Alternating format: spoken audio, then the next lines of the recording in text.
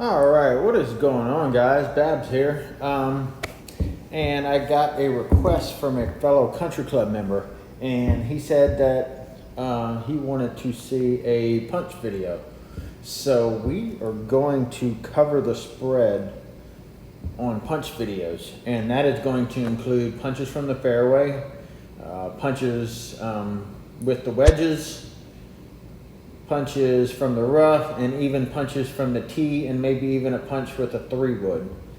So here we're on PGA number 2, and we got, pretty strong headwind, left to right wind. Just keep in mind that, make sure that you get the right camera angle when you're looking at this. But if we get into this would be roughly a 6-iron if I'm going to hit a full shot. Full backspin, 6-iron, 95-96% shot.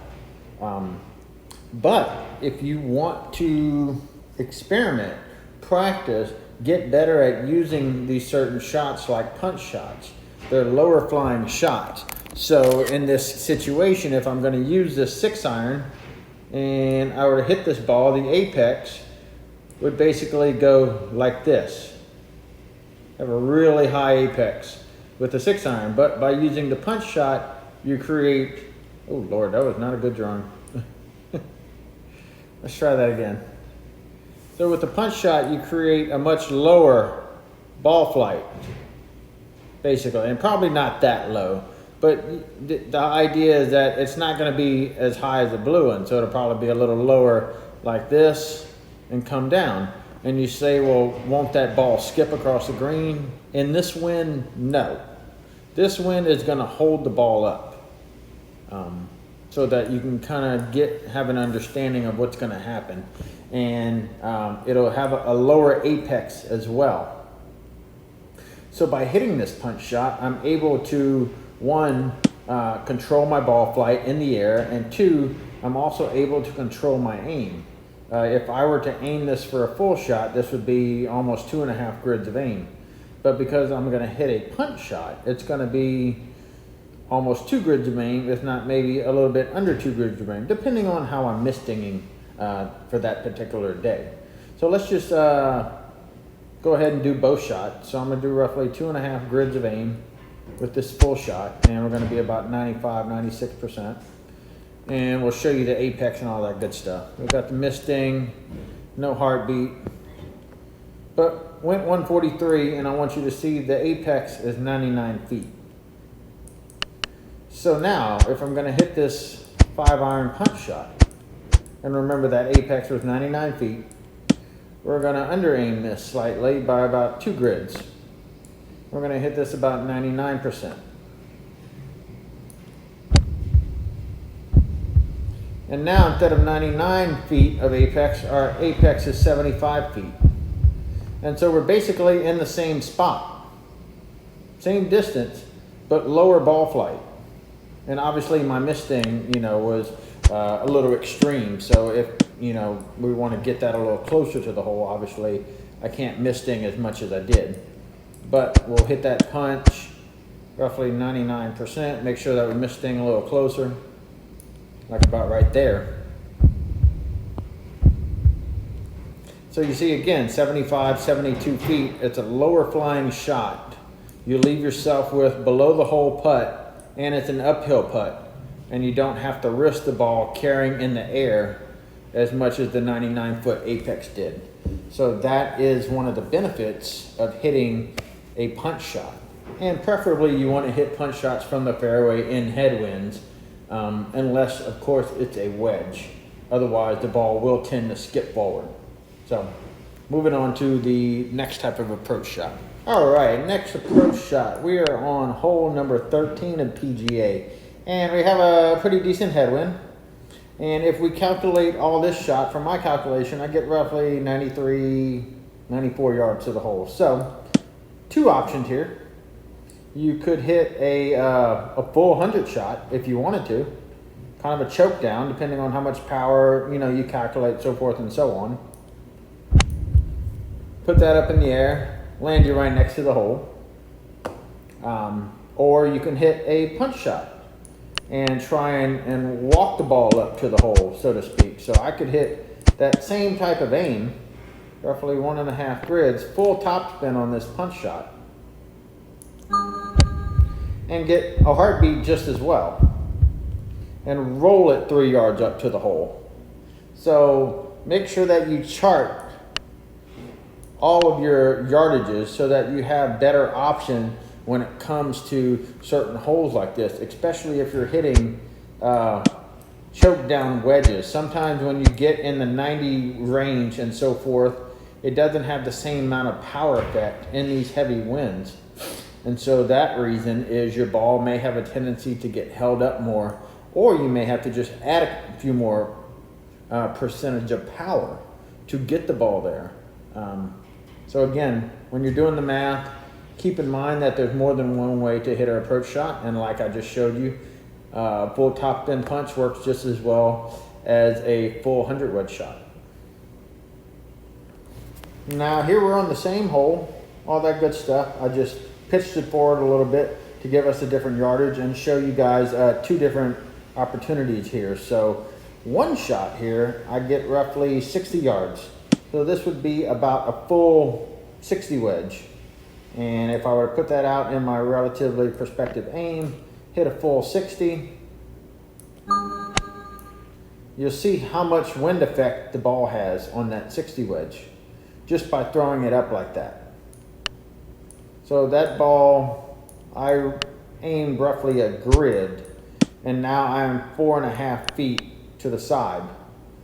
So keep in mind when you're looking at these things that sometimes with the wedges, it had the different apex. See that's 72 feet of apex?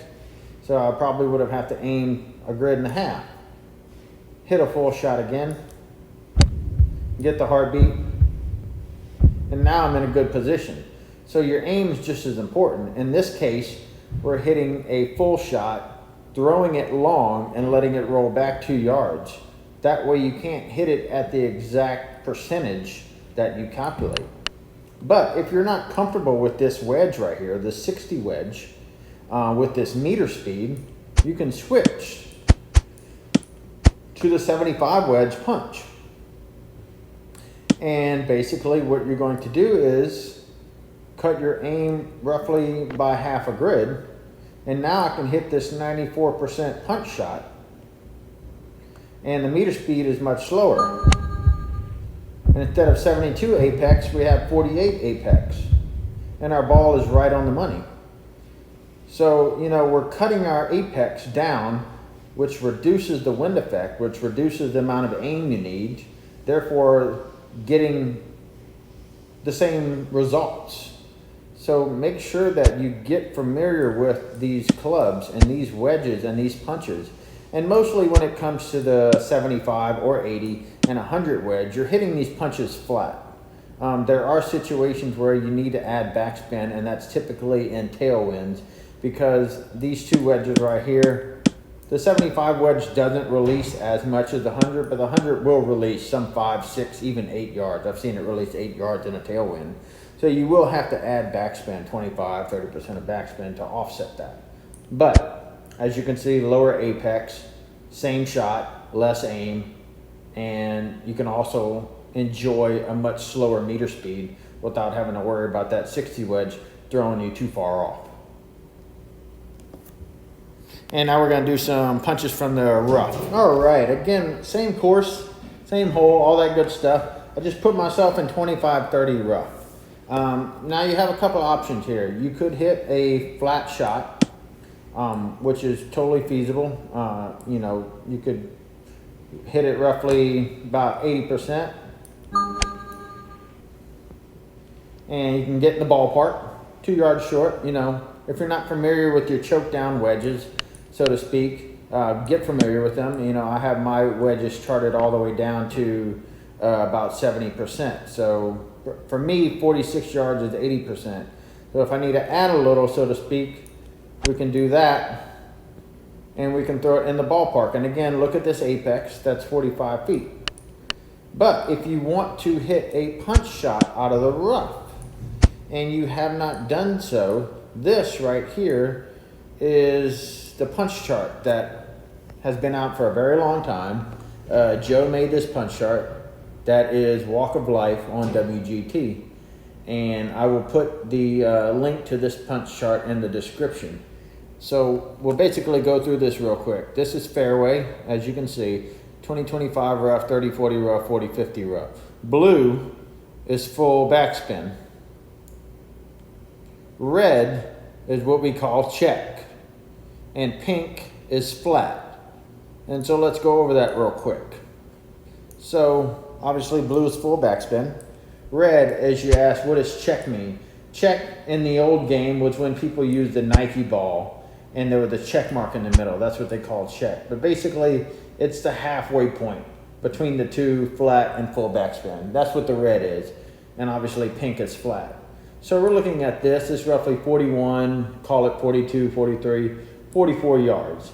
So let's say you got creative and you're in 20-25 rough here and you want to hit this 43 yards at 93%. With a check.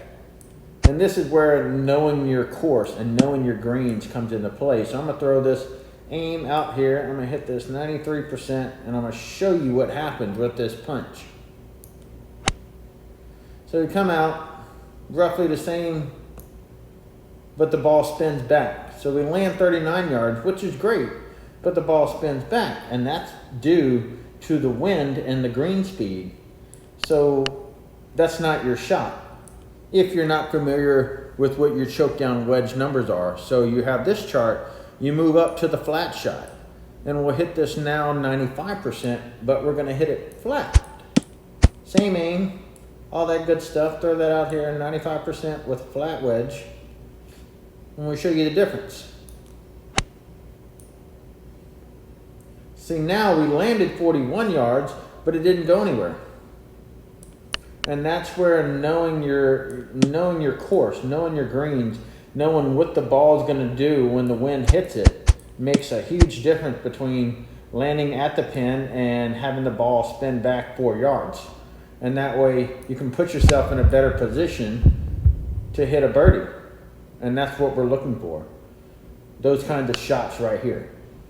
So if you haven't, put this chart somewhere in your note-taking abilities. This is very useful. I use it every day, and it will help you get you out of a lot of trouble areas. So I will again put this chart in the description so that you guys can have it accessible, and it will help shave some shots off your game. All right, moving on to the next shot. All right, we got tee shot here. We're on Bandon Dunes, hole number 4. You see, relatively short hole, good wind, all that good stuff. And you ask yourself, what are my shot options? So in this particular situation, depending on your comfortability, you could hit a full sandwich, or you could hit a punch 9-iron. Those are the two options that I would work with. So, let's kind of show you both. In a full sandwich, you would need topspin. So you put about a bit of topspin on this. Let's leave the flag, and just so we can see what happens here. Add about almost a grid and a half of aim, and let her rip. Got beats. Ball lands 121, which is good. Maybe we aimed a little bit too much. Maybe my misting was all that good stuff, but the idea is that we're getting our yardage down. We can work on aim at another point in time. But, that's a sandwich shot. If you don't have your sandwich charted for flat sandwich, definitely go out and do that. Another option is a punch 9-iron. And I'll give that roughly the same aim. And in this case, we're looking at the 9-iron as a lower flying shot. So it's going to want to skip forward a little bit. So we're going to have to make sure that we're playing for a release forward and not a release backwards, if that makes sense. So we'll hit that 95%. Give it a ride. Look at our apex, only 60 feet. And it's releasing forward towards the hole rather than spinning back. And that's the benefit of hitting a sandwich like this. Sorry, not a sandwich, a punch shot in this situation, because I can keep the ball much lower and get it right next to the hole without having to aim as much as another club that might have a higher apex. So definitely play with your punch shots. They're definitely useful on almost any hole possible, and they're certainly a good weapon to have. All right, what's going on, guys? Another tee shot action here. We are on Bandon number 2. So, if I'm going to calculate all this, I get roughly 182 yards to the hole. 182 yards. So, in looking at this situation, I see a 2-shot. I see a 4-iron and a 6-iron. My 4-iron is going to be a punch shot. My 6-iron is going to be a half-pin shot. Rarely on par 3s do I hit full backspin shot, unless the situation dictates. But you have to know your courses.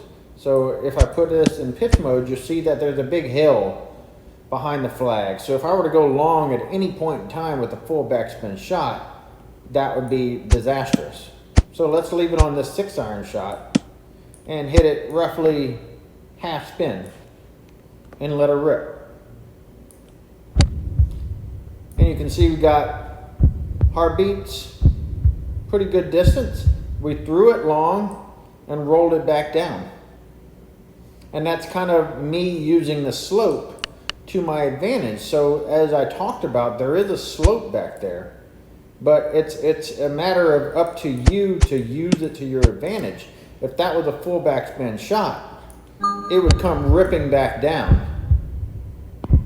But because I'm using that slope to my advantage, as you can see, I'm throwing it long and bringing it down, except I'm only using half spin. So the ball doesn't end up way down here, 12, 15 foot putt. That's the difference. Now, if we were to take that half spin shot out of the equation, I'd take a 4-iron, hit a punch shot, and let that rip. And now we got another heartbeat. Except this time, the ball lands 207 and rolls forward towards the hole. And as you can see, this green is sloping in this manner. So that's an entirely different kind of shot.